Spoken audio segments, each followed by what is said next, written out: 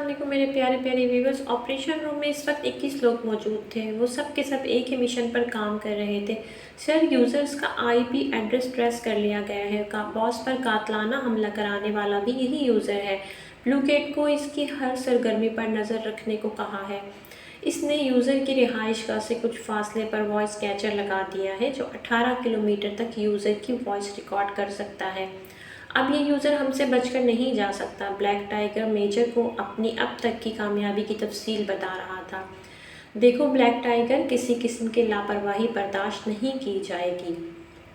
तुम जानते हो कि राह के फैलाए हुए इस नेटवर्क को जड़ से उखाड़ना कितना ज़रूरी है, मेजर सर्द लहजे में बोला। ब्लैक टाइगर को इस मिशन की हसासियत के बारे में बता रहा था। यस सर, मेरे लिए मेरा मुल्क और इसकी सलामती हर चीज़ से बढ़कर है। आपको जल्द ही खुशखबरी सुनाएंगे, ब्लैक टाइगर जज्बाती लहजे में कहने लगा। खुदा हाफिज़ यंग मैन, अब तभी बात होगी जब तुम मुझे कामयाबी की खबर सुनाओगे। इतना कहकर मेजर ने कॉल कट कर दी। हेलो ब्लैक टाइगर, बॉस पर अटैक कराने वाला यही शख्स है। अब तक की ऑब्जर्वेशन के मुताबिक हमारे मुल्क में जितने भी ब्लास्ट हुए हैं इनमें भी इसी का हाथ है। ये बॉस मालूम होता है इस पूरे नेटवर्क का।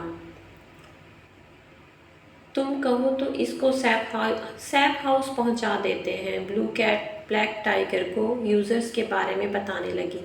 नहीं, अभी वक्त नहीं आया। अभी तुम इसकी हर एक्टिविटी पर नज़र रखो। जल्द ही हम उसे अपना मेहमान बनाने का शर्फ बख्शेंगे। ब्लैक टाइगर संजीदगी से ब्लू कैट को अगले स्टेप के बारे में बताने लगा। इसके अलावा आज इसका गैंग बॉस के घर अटैक का प्रोग्राम बना रहे हैं। ये सीक्रेट फाइल ढूंढ रहे हैं जो बॉस के पास है, ताकि इनके एजेंट्स आराम से हमारी जड़ें खोखली कर सकें। ब्लू कैट की इस बात ने ब्लैक टाइगर को अंदर तक हिलाकर रख दिया था। यानी बॉस के बाद अब बॉस की फैमिली को भी खतरा है। ब्लैक टाइगर ने ब्लू कैट को अपना अगला प्लान समझाया था।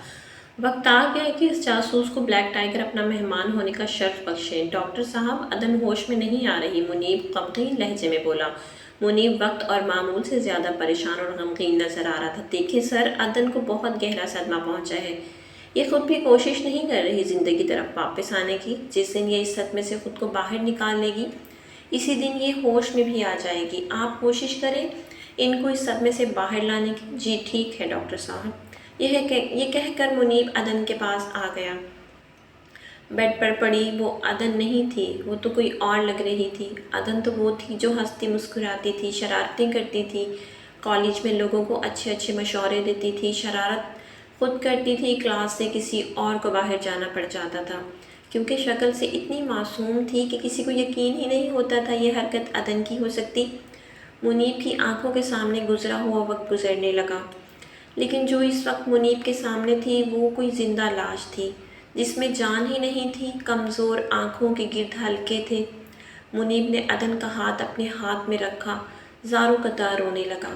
जान से प्यारे लोगों को खुद से दूर जाता देखकर भी इंसान कुछ न कर सके तो वो बेबसी की इंतहा होती है। अपनों को खो देने का डर अज़ियत बनकर रगों में दौड़ने लगता है। वो इंसान जो अपनी मोहब्बत को अपनी आंखों के सामने मरता देख रहा हो, इस इंसान की अज़ियत और दर्द का अंदाज़ा करना बेहद मुश्किल होता है। मुनीब को लगता था इसकी सांसें रुक रही हैं, इसकी रूह की चीखें इसके कानों के पर्दे फाड़ रही हैं। अज़ियत की इंतहा क्या होती है, ज़िबा करना किसे कहते हैं, उसे अब महसूस होता था। उसका बस नहीं चल रहा था कि वो अपनी ज़िंदगी, अपनी सांसें अदन को दान कर दे, उसे अदन वापस मिल जाए। पता नहीं ये इश्क का कौन सा दर्जा था, रब का कैसा इम्तिहान था। हर चीज़ इसकी समझ से बालातर थी। वेलकम मैम, आपको कुछ चाहिए? एक वेटर इसकी टेबल पे आया और इससे पूछने लगा। पिछले 20 मिनट से वो इसका इंतज़ार कर रही थी।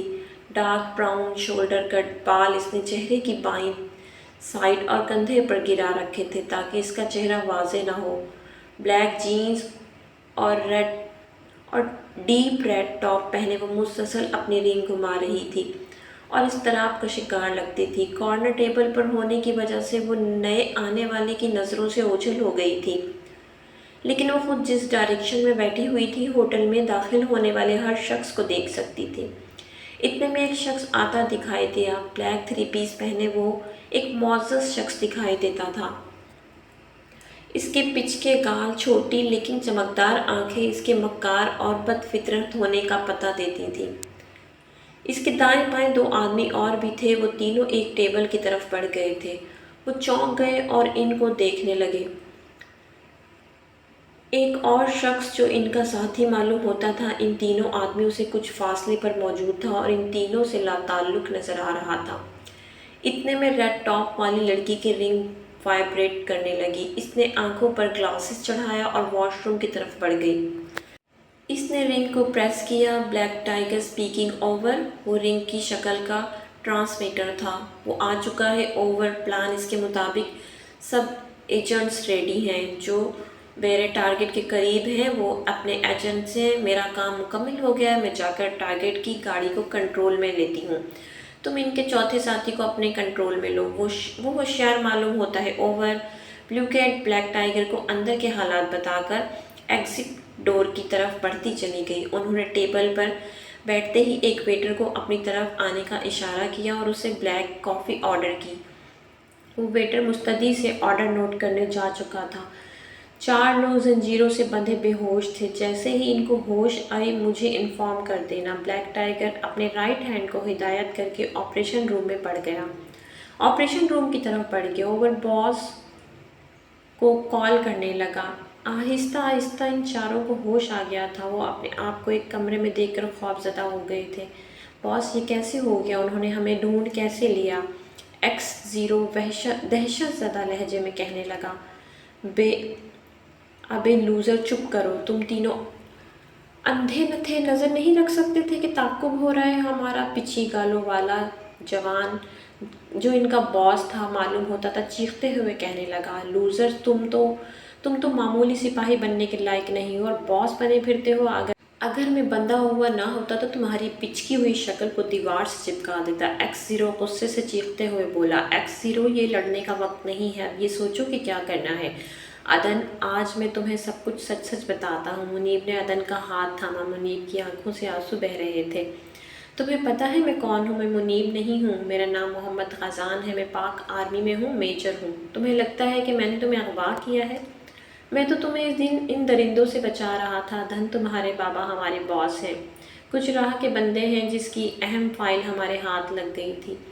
اس میں سے ان کے اہم راز تھے، وہ اس فائل کو حاصل کرنا چاہتے تھے۔ ان کو پتہ چلا تم باس کی بیٹی ہو، وہ تمہیں شاپنگ مال میں کڈنیپ کر کے تمہارے بابا کو بلیک میل کرنا چاہتے تھے۔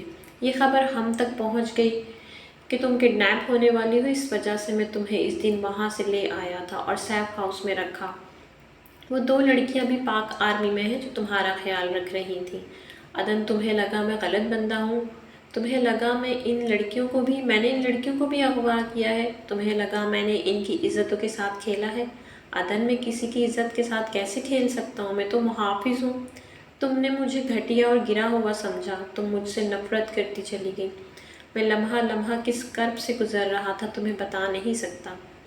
عدن، میں مجبور تھا، میں تمہیں سچ نہیں بتا سکتا تھا، اور یہ بات تمہارے بابا کو پتہ تھی۔ عدن، میں تم سے نکاح اس وجہ سے کرنا چاہتا تھا کیونکہ میں نہیں چاہتا تھا کہ کل کو کوئی تمہارے کردار پر بات کرے، کل کو کوئی تمہارا جینا مشکل کر دے، کل کو کوئی کہے کہ تم کسی نام محرم کے ساتھ رہ چکی ہو۔ اس لیے میں تمہارا محرم بننا چاہتا تھا۔ اور عدن، میں تم سے بے پناہ محبت کرتا ہوں، میں تمہیں اس حال میں نہیں دیکھ سکتا، پلیز واپس آ جاؤ زندگی کی طرف۔ عدن، پلیز۔